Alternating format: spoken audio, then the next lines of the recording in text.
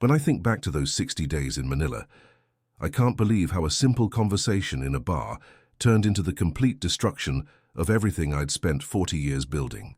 I never saw myself as the kind of man who would wire his entire life savings to someone he'd known for less than 3 months. I was careful, practical, always the one who read the fine print, but it turns out even the most cautious people can get swept into something they don't understand. I wasn't reckless. I wasn't even particularly trusting, but I had $400,000 saved up and thought that would be enough to give me a comfortable retirement after years of working 60-hour weeks in a job I hated. I was wrong about that. I was wrong about a lot of things. I was 60 when I finally decided I'd had enough of Iowa winters. I'd spent 38 years in Des Moines, just going to work at the insurance company, coming home, watching television, and going to bed. I felt like I was pretty boring, really. The kind of man people forgot about 5 minutes after meeting him. I had exactly $412,000 saved up, although it wasn't a fortune, but I felt optimistic about the future. I'd worked for the same company since I was 22, never missed a day, never caused trouble, and they'd given me a decent pension when I retired at 59. I'd also sold my house after the divorce finalized, which gave me another $180,000 to add to my retirement account. The plan was simple: take that money somewhere it would last, somewhere I could actually enjoy the years I had left. I got married in 1987. We went on to have 2 kids. The marriage was fine for the first decade, then it just sort of fell apart slowly. My ex-wife wanted everything in the divorce. She got the house initially, then I bought her out when I retired, sold it, and split the proceeds. It was nasty for a while. She told the kids I was abandoning the family by moving abroad. By the time 2019 came around, I was 60 and felt invisible. Nobody looked at me. Nobody cared what I thought. I was just another old man taking up space. I'd heard people talk about the Philippines, how the cost of living was lower, how life could be easier, and how a man could start fresh.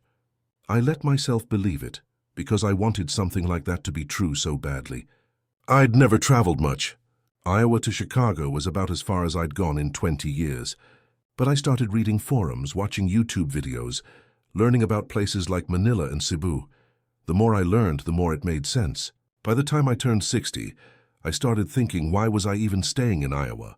I could retire early. I had enough saved. I had nothing waiting for me except cold weather and an empty apartment. I could live in the Philippines on the money I had. I could have a nice place, a nice girlfriend, and I could be respected for once. So I booked a one-way ticket to Manila in September 2019.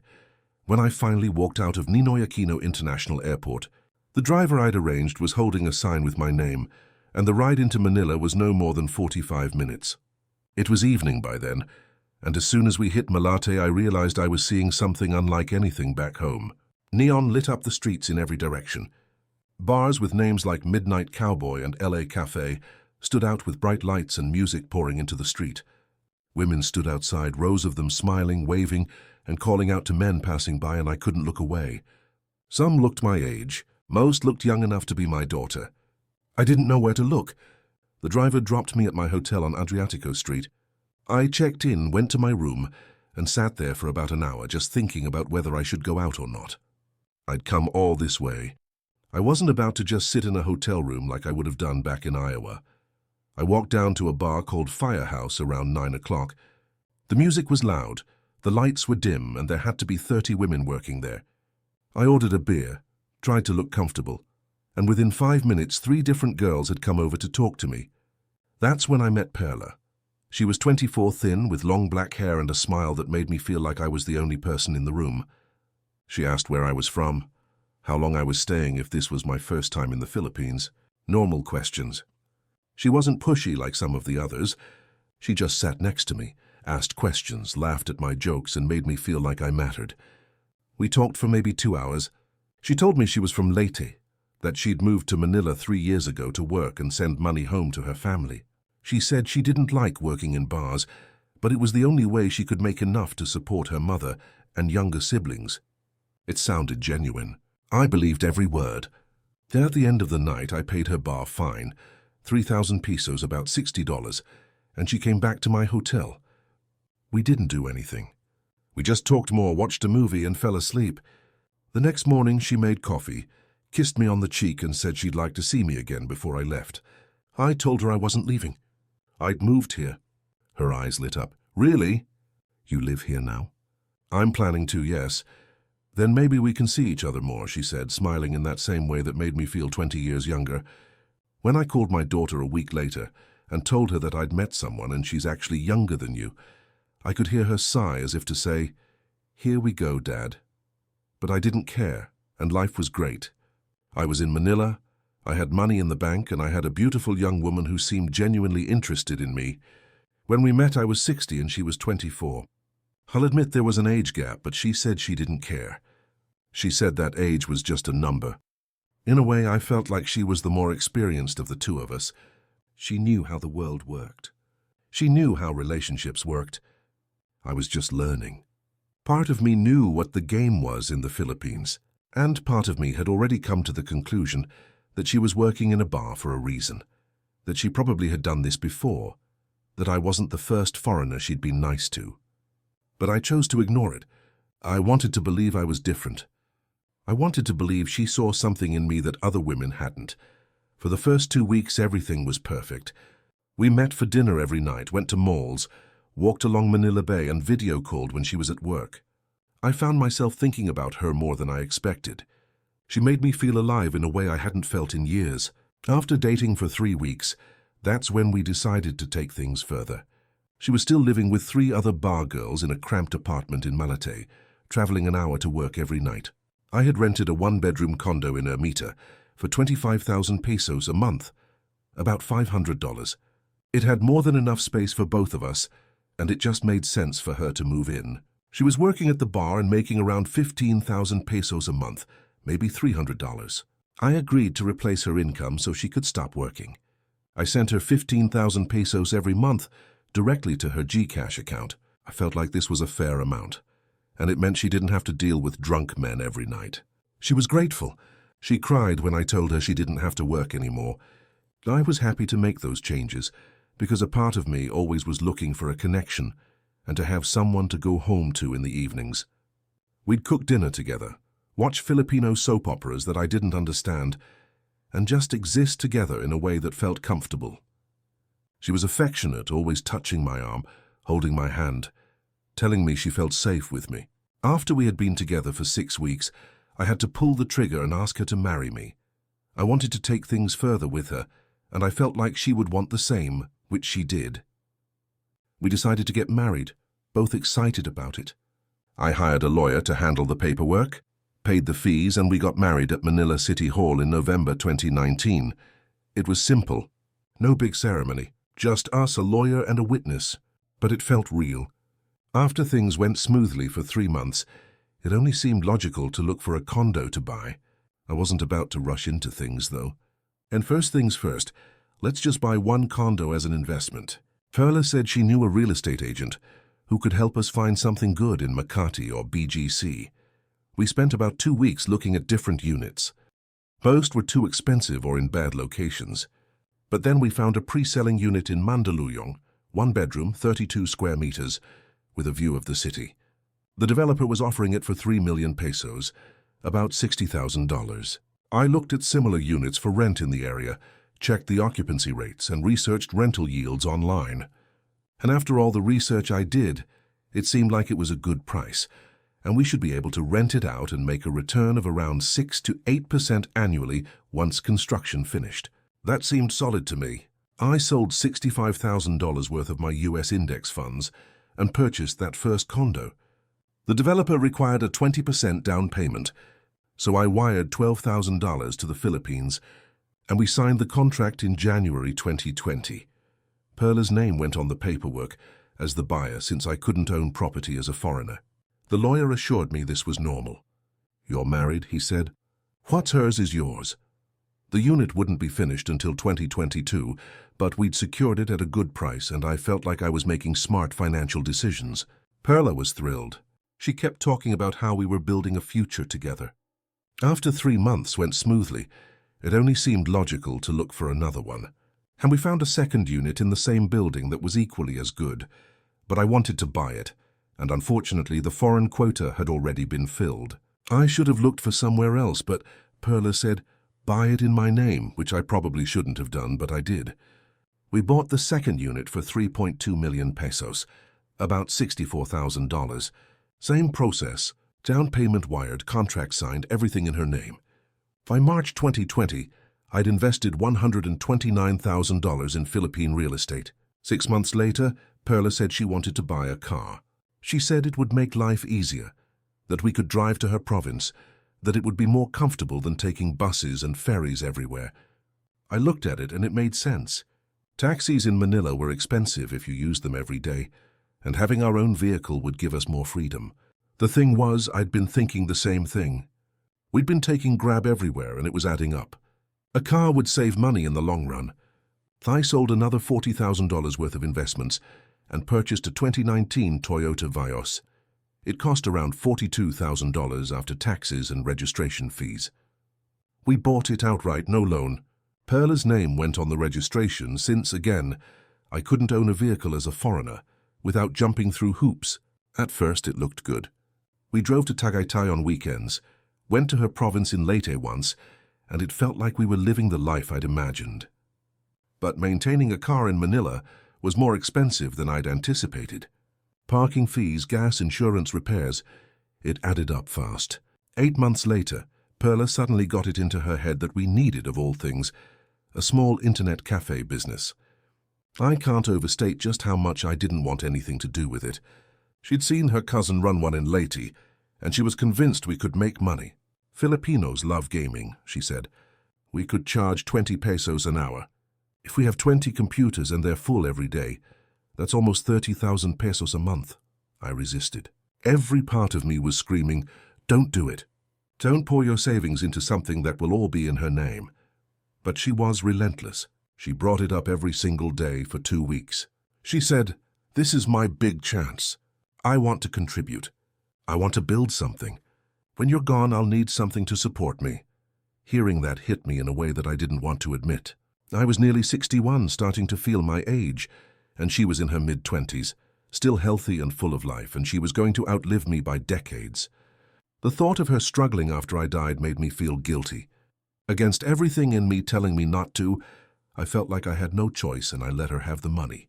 We rented a space in Mandaluyong, bought 20 used computers, paid for internet installation, hired 2 employees, and opened the cafe in October 2020. Total investment, $85,000. Everything in her name. Before we were married, Perla never asked for anything from me. She was happy and content, just being able to eat at Jollibee and walk around the mall. But when we were married, I could feel like she was more comfortable, but not comfortable in a positive way, comfortable in a negative way. She started asking for things more frequently. It started small, a new phone, some clothes, money for her nails. Then it escalated.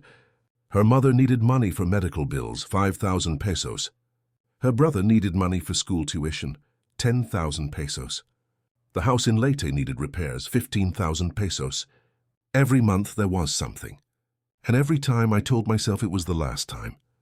But it never was. I didn't send them money at first. Things might not go well in terms of me and Perla and how she acted around me. I couldn't bear the thought of having a miserable woman next to me ruining my life.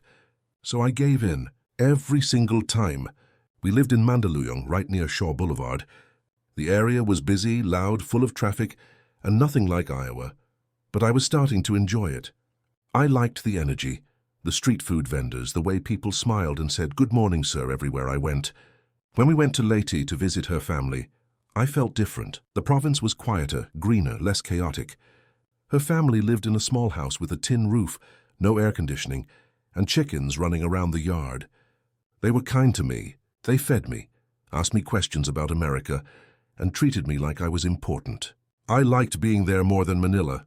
One thing I noticed very quickly, being in the Philippines, was how cheap everything was compared to the US. A meal at a local restaurant cost 50 pesos, $1. A haircut was 60 pesos. Even rent, by American standards, was nothing. I thought my money would last forever. I learned some Tagalog, basic phrases like kumusta, salamat, and magkano. Perla's family appreciated the effort, even though I butchered the pronunciation. I made a few expat friends at a bar in Malate, mostly older guys who'd married Filipinas and had similar stories. We'd drink San Miguel, complain about the heat, and talk about how much better life was here than back home. But underneath, I already knew I was caught in something I just couldn't pull myself out of. The money was draining faster than I'd planned. Perla's requests were becoming demands, and I was starting to feel like I wasn't building a future. I was funding someone else's. By this point, I'd already spent $296,000. I had $116,000 remaining. My original plan was to live on my pension, about $2,000 a month, and keep my savings untouched for emergencies. But reality didn't work that way. I told myself $2,000 a month would be enough, but within 6 months of marrying Perla, it was closer to $4,000. And no matter how many times I looked at the figures, I couldn't explain where it was all going. It was everything. Perla's personal expenses, nails every 2 weeks, hair salon visits, new clothes from the Mall family requests. Someone always needed money for something. Lifestyle. We ate out constantly, took weekend trips, stayed in nice hotels. Property maintenance, the condos had association dues. The car needed repairs. The internet café. Employees weren't showing up, equipment kept breaking. Revenue was half what Perla promised, and nights where I gave in when I didn't want to. Just this once, she'd say, and I believed her. One evening I sat her down and told her it couldn't go on like this, that the budget was $2,000 a month, and there was no more. I tried to make it sound firm but fair, and I told her that if we wanted to have any kind of future together, we had to stick to it. She nodded and didn't argue, but I could tell she wasn't happy. She went quiet for the rest of the night, didn't touch me, barely spoke to me. Every request after that turned into an argument, every peso questioned, and I found myself second-guessing whether I was the one being unreasonable. She'd cry, say I didn't care about her family, say I'd changed, say I wasn't the man she married. And I'd feel guilty and give in again. Things did change when we got married in a way I wasn't expecting. Before we were married, Perla never asked for anything from me. But when we got married, I could feel like she was more comfortable asking. The first request came in December 2019, a month after the wedding. She said her mother was sick and needed 5,000 pesos for medicine. I had no problem with that. It wasn't a lot of money, maybe $100. I sent it without hesitation. 2 months later, she said her younger brother needed 15,000 pesos for school tuition. She showed me a letter from the school. It looked official. I swallowed my pride and sent it, even though something felt off. 6 months after that, she said the family house in Leyte needed a new roof. 30,000 pesos, $600. I regret agreeing to that one, because when we visited Leyte 2 months later, the roof looked the same as it always had. Lo and behold, a month later, and the family wants more money. Her sister needed money for a medical emergency. Her cousin needed money to start a business. Her aunt needed money for her daughter's birthday party. Always about the family. It wasn't that I couldn't afford it. It was just that I thought we were in a genuine relationship, and that she loved me, and if she did, she wouldn't ask for it. But she kept asking, and I kept giving. I started noticing other changes too. Perla was on her phone constantly. She'd laugh at messages, type quickly, then put the phone face down when I walked by. I asked her who she was talking to. Just friend, she'd say. But she never showed me. She started going out more without me. I'm meeting my cousin, she'd say. Or I'm going to the mall with a friend. She'd be gone for hours, sometimes the whole day. I'd call her and she wouldn't answer. When she came home, she'd say her phone died or she didn't hear it ringing. Before we were married, Perla was affectionate. She'd hold my hand, kiss me, tell me she loved me. After we were married, that stopped. She barely touched me. She slept on the far side of the bed. She acted like I was an obligation, not a partner. I tried to talk to her about it. She said I was imagining things, that she was just tired, that running the internet cafe was stressful. I wanted to believe her, but I didn't. I wasn't looking at her the same way anymore. The trust was broken. Every time she said she loved me, I wondered if she meant it or if she was just saying it to keep the money coming. Every time she smiled at me, I wondered if it was real or if it was an act. I couldn't shake the feeling that I was being used. I was quite friendly with one expat who was in a similar situation. He was 65, married to a 28-year-old from Cebu, and had already lost about $200,000 to her family's emergencies. And when I told him I'd bought condos and a car in Perla's name, I remember him just shaking his head saying, "Brother, you're fucked. You'll never see that money again." I just didn't want to hear it, though. By the time March 2020 rolled around, I'd spent almost $300,000. I knew I couldn't keep funding her lifestyle anymore. I had about $100,000 left, and at the rate we were burning through it, I'd be broke in less than a year. I had to do something. I tried to set boundaries. I told her no more family requests, no more new purchases, no more trips. She didn't see a problem with it. She said I was being selfish, that I didn't understand Filipino culture, that family was everything here. She made me feel like the bad guy for trying to protect my own money. I couldn't believe I'd let this happen. Every day I felt more trapped. The condos I paid for were in her name. The car I paid for was in her name. The business I funded was in her name. If I left, I'd walk away with nothing, and I didn't know what to do. In April 2020, I decided to go to the internet cafe unannounced. I'd been getting reports from Perla that business was slow, that customers weren't coming in, that we were barely breaking even. But something didn't add up. I wanted to see it for myself. I took a grab to Mandaluyong, walked up to the second-floor unit where the cafe was located, and opened the door. The place was empty. Not slow business empty, completely abandoned empty. No customers, no employees. Half the computers were gone. The ones that remained had out-of-order signs taped to them. Dust covered everything. I stood there for a moment, trying to process what I was seeing. This was supposed to be our investment. This was supposed to generate income. I'd put $85,000 into this place 6 months ago, and it looked like it hadn't been open in weeks. I called Perla. She didn't answer. I called again. Still nothing. I sent her a message. "Where are you?" "I'm at the cafe." "What happened here?" 20 minutes later, she called back. "I'm at the mall with my cousin." "Why, the cafe is empty." "It looks like it's been closed for a long time." There was a pause. Then she said, "Oh, yeah, business was bad. I was going to tell you." "When were you going to tell me?" "Soon. I didn't want you to worry." I asked her to meet me there. She said she'd come in an hour. 3 hours later, she still hadn't shown up.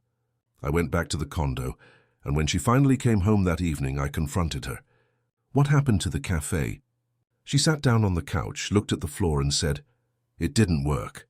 People weren't coming. The computers kept breaking. I couldn't afford to fix them." "You couldn't afford to fix them?" "I gave you $85,000. That was for rent, computers, employees. It's gone now." "Gone where?" She didn't answer. That's when I started digging deeper. I looked through our bank statements, her Gcash transactions, everything I could find. I found out not long after that the cafe had been closed since February, 2 months earlier. The rent hadn't been paid.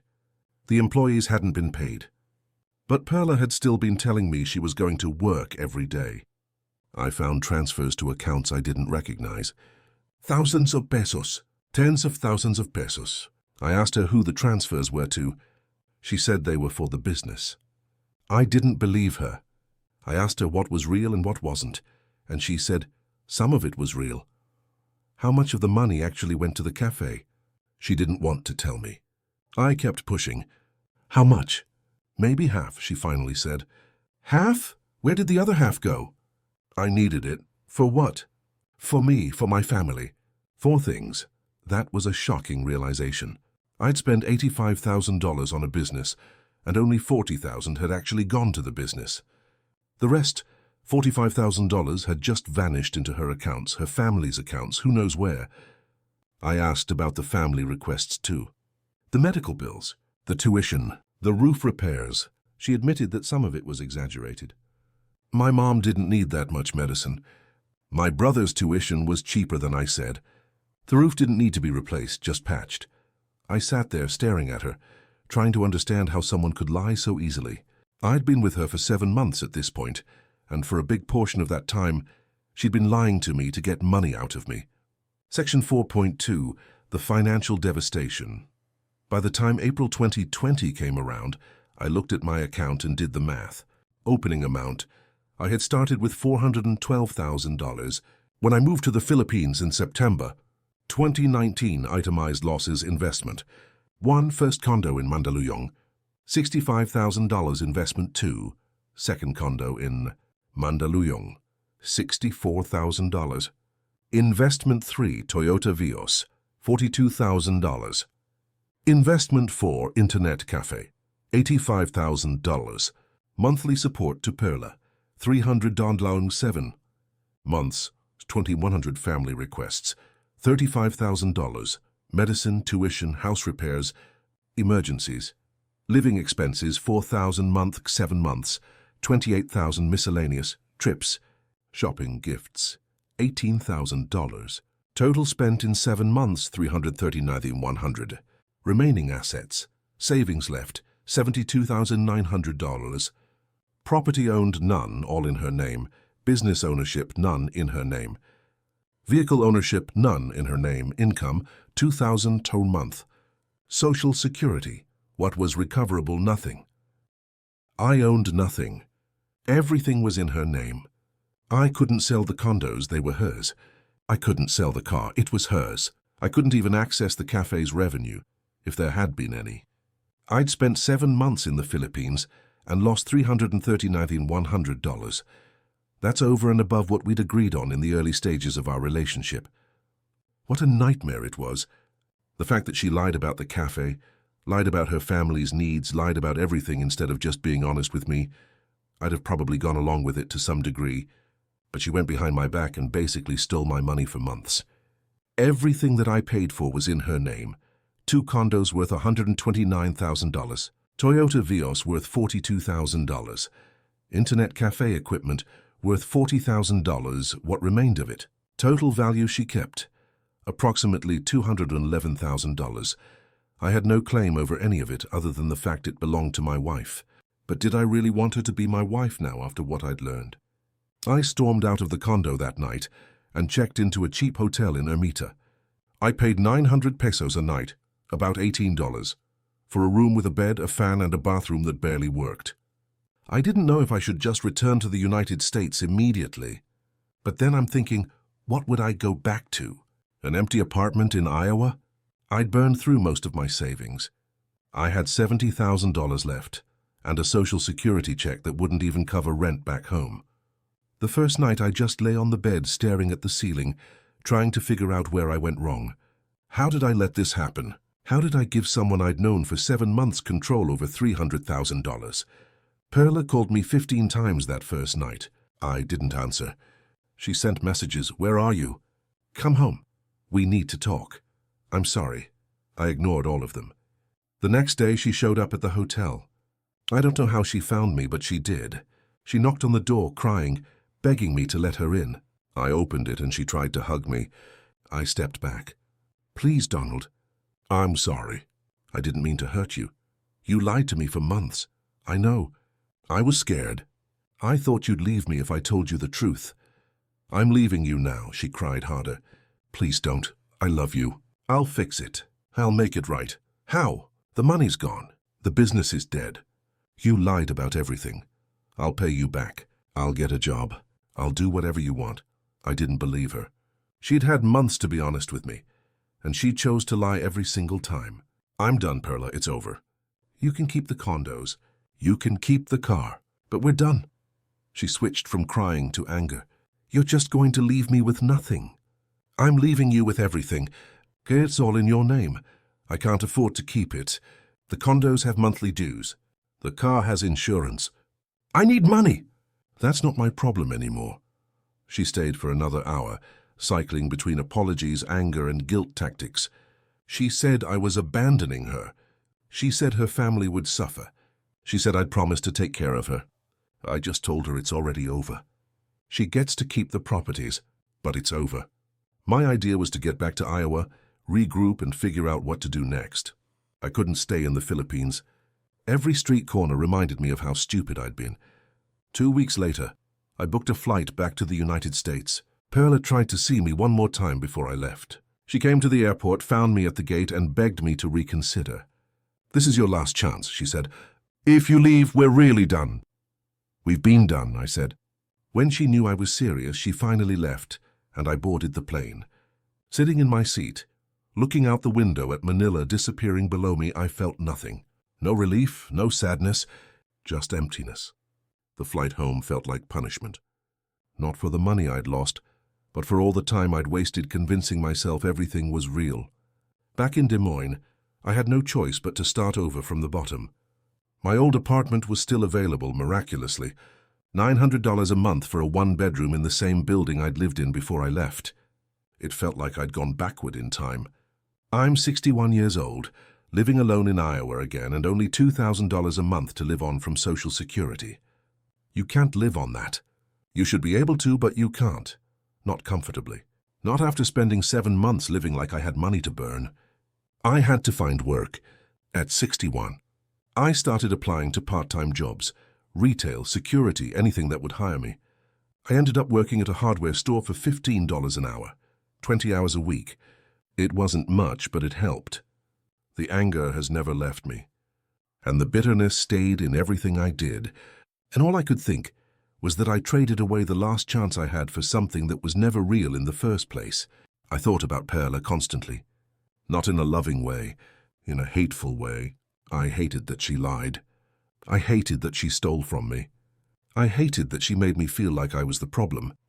I hated that I gave her everything, and she gave me nothing. I always think back to what I did, and the time I had there with her, and if only she had been honest with me about what she wanted. If only I'd seen the signs earlier, if only I'd listened to my daughter's warnings, things would have turned out like they should have done. And I hate her for it. I hate myself more, but I hate the fact that she made me believe I mattered to her when all I was to her was a bank account. If I could do it over, I would do everything differently. Never put property in someone else's name. I don't care if you're married. I don't care if they say it's the only way. If you can't own it legally, don't buy it. Set firm financial boundaries from the start. Decide what you're willing to spend and stick to it. Don't let guilt or manipulation push you past your limits. Listen when family and friends warn you. My daughter told me I was making a mistake. My expat friend told me I was fucked. I didn't listen. I should have. Don't ignore red flags, the constant phone use, the unexplained absences, the increasing financial requests. I saw all of it and chose to ignore it. Keep emergency money separate. Have an account she doesn't know about, doesn't have access to, and can't touch. That money is your escape plan. I'm older now. I'm still working part-time at a hardware store in Des Moines. I'm still living in my same shitty apartment. I wouldn't wish it on anyone. I was supposed to be retired, living comfortably in a warm country, enjoying life. Instead, I'm back where I started, except now I'm broke and bitter. On paper, I'm still married to Perla. We never filed for divorce. It's too expensive, and honestly, I don't care enough to do it. She can't get anything more from me. She's already taken everything. I'm currently living in Des Moines, Iowa, in the same one-bedroom apartment I rented before I ever left for the Philippines. It's small, outdated, and depressing, but it's all I can afford. Current financial snapshot.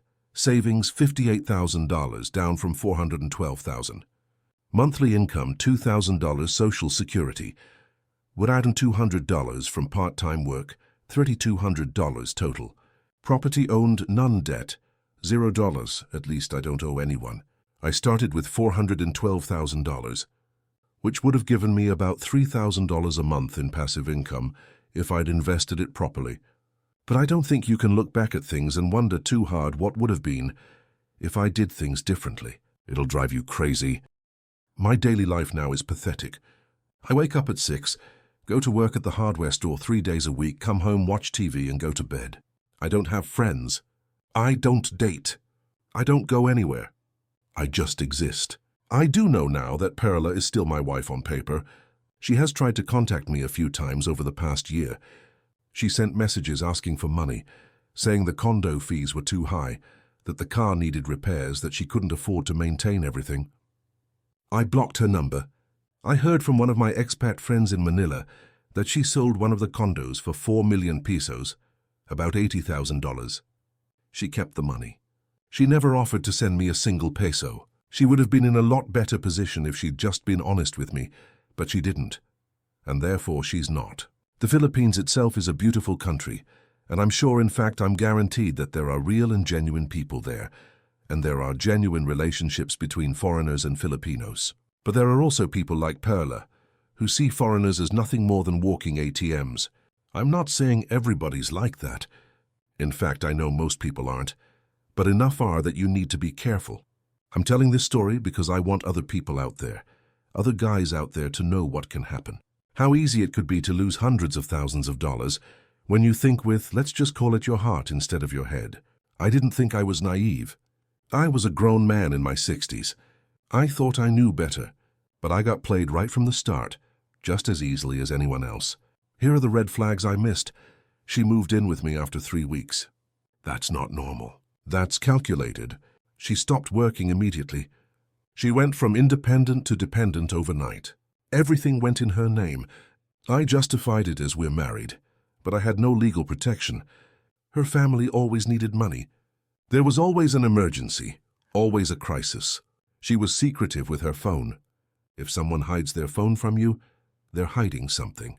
If you see a woman who won't let you see her phone, won't introduce you to her friends and constantly asks for money, walk away. Don't justify it. Don't rationalize it. Just leave. Don't buy property in her name. Don't fund her business. And most importantly, don't believe that you're special, that she really loves you, that it's different with you. It's not. 7 months ago, I thought I was starting a new life in the Philippines with a beautiful young wife who loved me.